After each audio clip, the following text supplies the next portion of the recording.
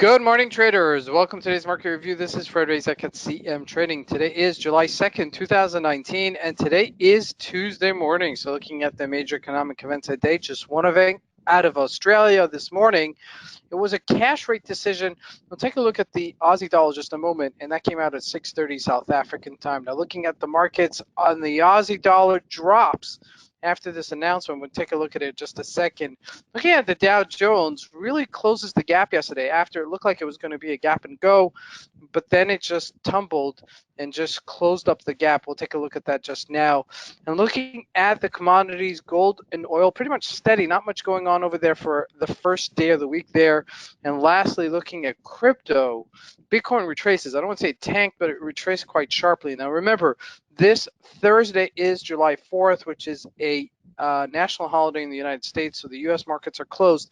So, you could expect lighter volume just in general across the board as this is cooking up this week. So let's take a look at the markets and see what we can expect from today's trading.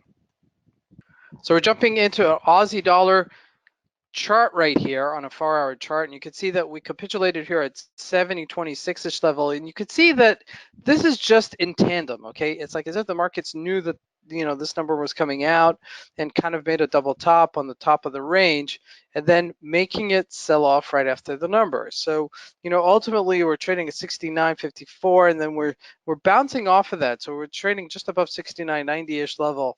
So this could really get closed up, okay, because this is a reactionary move and this is the counter reactionary move, and I would expect this to trade higher, maybe challenge this level again before it either breaks out of this range or makes an about face and we continue trading within this range. But looking at a daily chart, you can see that we've come a long way from our all-time bottom of the year. So this is really an important junction for it to actually break and continue breaking higher. So it's something to consider as this trades later today. Now looking at gold and oil, not much going on there. And that 1390 and it's pretty much flat, as you can see here yesterday, just trading within this tight range. The question is, which way is this going to go next? And that I think we all want to see, because lots of things happening geopolitically this week, especially with Donald Trump being in South Korea, meeting up with North Korean premier, and then having some meetings with Putin. And these are just really colossal kind of situations, colossal kind of meetings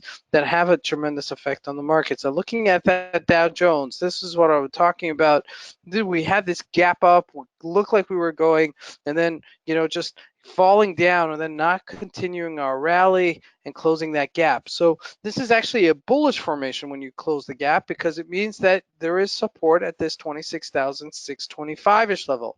However, we're still 150 points off of our all-time highs, so it'd be interesting to see if we actually do continue that rally today.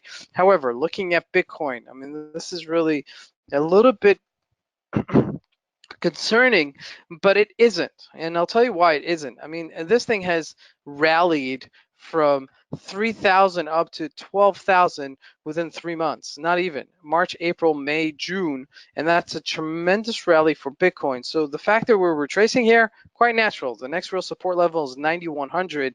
So if it does close onto that, I would actually look to get aggressive with that, even on my personal account, just because this thing is really the future. It's just a matter of time until this takes off. But again, this is a quiet week relatively, so just trade a little bit lighter and just know your parameters. This is Fred Razak. I want to wish you guys a great trading day. Thank you.